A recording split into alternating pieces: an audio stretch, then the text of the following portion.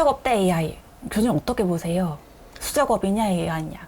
그게 무슨 말이에요?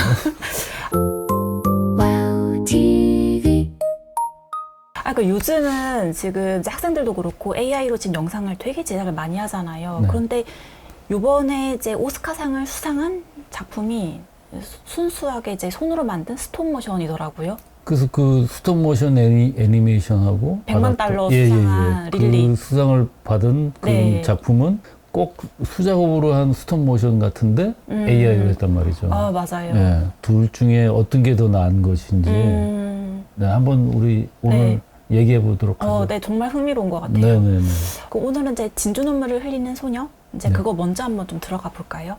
아, 예, 좋습니다. 네, 이 작품 좀 어떻게 보신 것 같아요? 일단은 이제 캐나다 네. 국립영화위원회 이제 여기서 네네네. 제작을 한 걸로 알고 있는데, 이게 좀 매력적인 게 조금 서사가 독특하더라고요. 맨 처음 시작은 이제 소녀가 할아버지 방에 딱 살금살금 숨어 들어가 있잖아요. 그래서 이게 뭐 사과 같은 이게 액세서리함을 딱 열더니만은 이제 요걸 가지고 이야기가 시작되는데, 그래서 마치 액자식 구성으로 그러면서 이제 할아버지 어린 소년 시절 이야기로 가서 이제 몬트리올 항구 거기서부터 일어났던 소녀가 흘리는 눈물이 진주가 됐던 그 사건.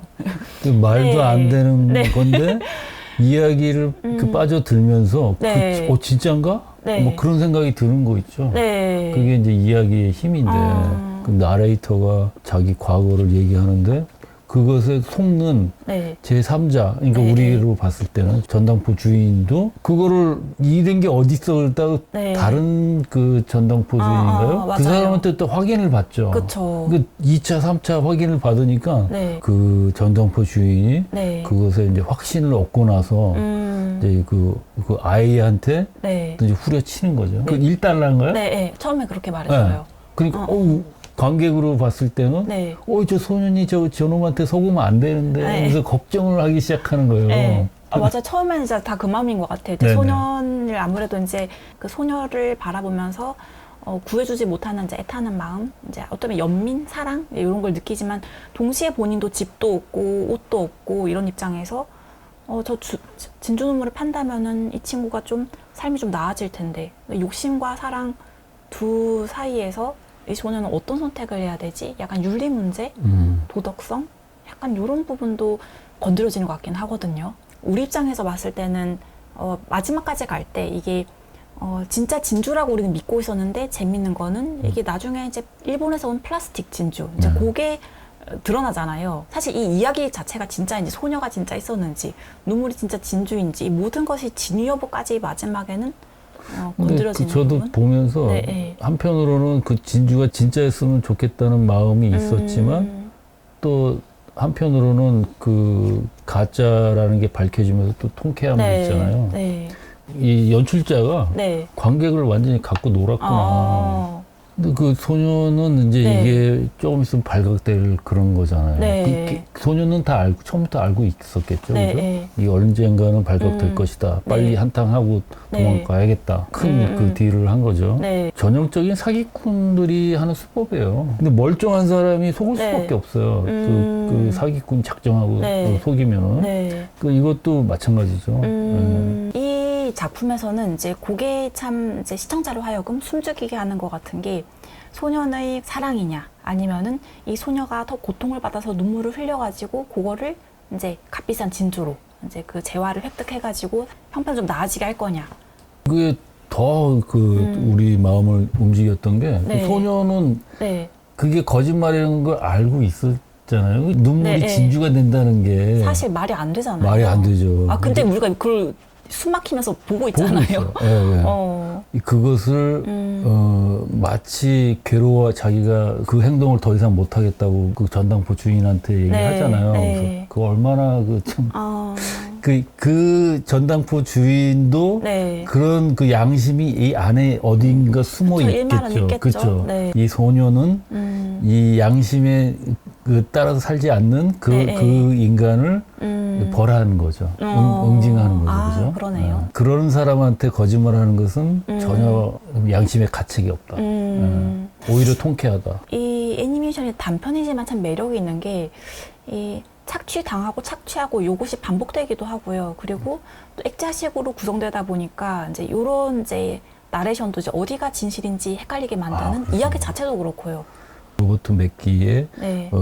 그 캐릭터라는 책에 보면 그 캐릭터가 네. 롱런 할 수 있는 조건 중에 하나가 네. 그 캐릭터의 모순성이다.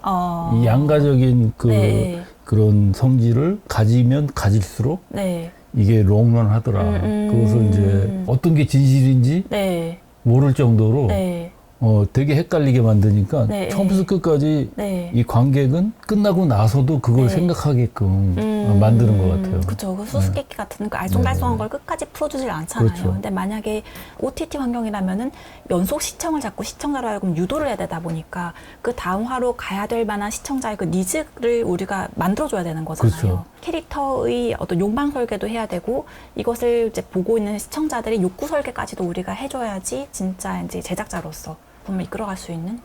네. OTT에서는 티저가 생명인데 네. 처음 시작이 되게 중요한데요. 네. 그래서 OTT를 할 때 네. 먼저 미리 재밌는 걸 보여주고 네. 나중에 이제 그 처음부터 돌아가서 하는 게 네. 어떤 포맷처럼 돼 네, 있거든요. 네. 성공한 그 OTT 영상들은 네. 전부 그런 수법을 쓰고 있습니다. 근데 그게 우연히 이 작품에도 네. 나오더라. 이런 AI 영상이 범람하는 시대에 순수 스톱모션 이제 네. 요게 수상을 한 것도 의미가 있지만은 끌고 온 이 서사가 참 탄탄하고 매력 있게 잘 만든.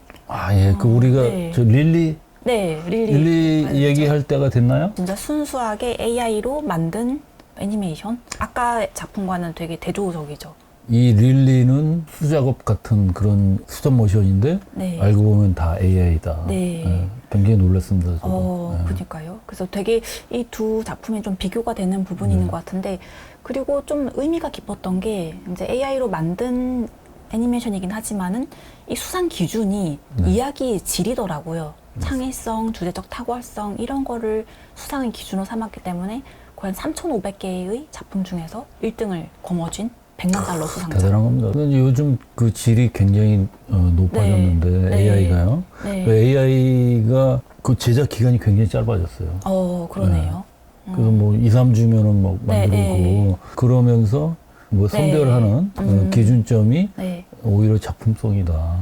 그죠? 스토리텔링이다. 네. 뭐 이런 걸 이제 얘기하는 것 같습니다. 사실상 다루는 이제 도구적인 부분은 유사하게 올라와 있고 결국은 창작자가 얼마나 이 서사를 끌고 가는 그렇죠. 역량이 있는가. 그렇죠. 거기 이제 그런 연출력이 많이 좌우하죠. 네. 요 릴리라는 이제 애니메이션은 사실은 이 주인공으로 등장하는 이 남자가 이제 기록 보관원이라는 직업을 가졌는데 뺑소니 사고를 치고 이제 그 현장에서 말 그대로 이제 다치게 된 소녀는 이제 입원해 버렸고, 그리고 현장에서 그 소녀 인형, 어쩌면 이제 피가 묻은 인형인데 그걸 데리고 집에 오죠. 범퍼에 끼워가지고 오게 되는 건데, 그러니까 사건 현장은 보이지 않아요. 네. 근데 그 사고 현장에서 가지고 온 이제 그 인형과 이 기록 보관원의 대화하죠. 맞아요. 그 장면이 있더라고요. 이제 애니메이션 작품 안에서 기록 보관원이 잠깐 이제 자기 과거로 살짝 갔다 오는 장면에서 어렸을 때 다 나한테 거리를 두고 돼 있다. 다시 말하면 애착 관련한 이제 대상이 없었다라고 이제 볼 수도 있을 것 같은데, 그래서 오히려 사고 현장에서 이제 가지고 오게 된, 이제 어떻게 보면 따라오게 된 그 인형을 앉혀두고 사실 옷도 새 거 사다 오잖아요. 이제 뭐 아동복인 것 같은데 그걸 사오기도 하고 이름을 릴리라고 붙여주고, 근데 인형이 거부하죠. 그런 거 보면은 이제 아까 우리가 봤던 그 진주 눈물 흘리는 소녀, 이제 그거와도 좀 약간 유사한 부분일 수도 있을 것 같은데, 기록 보관원은 철저하게 외로운 사람이다 보니까 갔다 왔을 때 사실 집에 아무도 없고 그나마 그 있는 그 인형인데, 인형은 이제 거부하잖아요. 이제 왜 우리를 갈라놨어? 나는 그 이제 소녀한테 가야 된다. 그리고 너는 이제 암살자고 살인자다. 죄책감을 자꾸 들게 만드는, 사실 이게 인형이 말한다라기보다는 기록 보관원이 자기 어떤 양심, 죄책감 그런 걸 투사해서 초자. 네, 맞아요. 그 도덕성이 이제 말을 하는 그런 것이 잘 표현된 영화가 아닌가. 그런 것이 이제 연출의 기본인데요. 진주 눈물을 흘리는 소녀, 네. 그것도 같은 방식이죠. 그죠? 숨겨놓고 나중에 학생들이 이제 그런 것이 되게 중요한데, 처음 거는 나중에 숨겨놨다가 나중에 얘기해야지. 이해를 잘 못하는 거예요, 처음에는. 많이 싸웁니다. 그 부분이 제작자 입장에서는 되게 필요한 역량이죠. 그게 그렇죠? 키죠. 연출의 꽃이죠. 그리고 이제 약간 재밌던 게 그 인형의 마지막 대사가 좀 재밌었어요. 첫 주인이죠.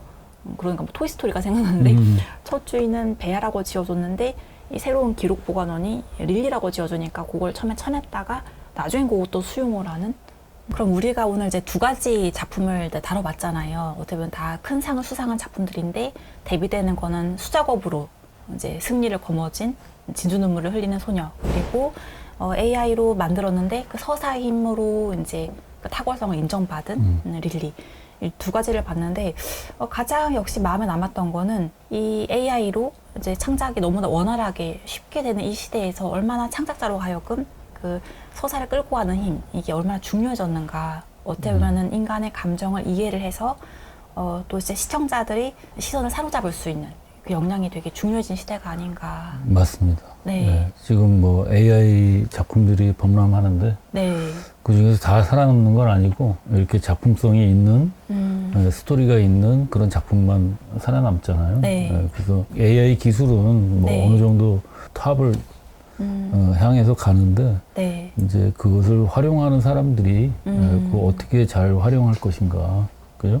네. 그 스토리텔링에 어떻게 녹여낼 것인가, 이게 더 중요하게 된 것 같습니다. 그럼 앞으로 우리가 좀 더 어떤 역량을 더 개발시켜 가야 될지 그게 지금은 중요할 것 같거든요. 그렇습니다. 그래서 네. 저도 그 OTT 그 특성화되고 네. 되면서 이게 OTT 스토리텔링을 네.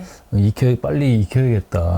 학생들한테도 가르쳐 줘야겠다. 그렇게 생각을 했는데 다음번에 매기의 그 캐릭터 모순성, 차원성에 대해서 이것이 얼마나 그 OTT에 중요한 역할을 하는가, 그거에 대해서 간략하게 다음번에 말씀드리겠습니다. 되게 중요한 부분이네요. 네네, 고맙습니다. 네, 고맙습니다.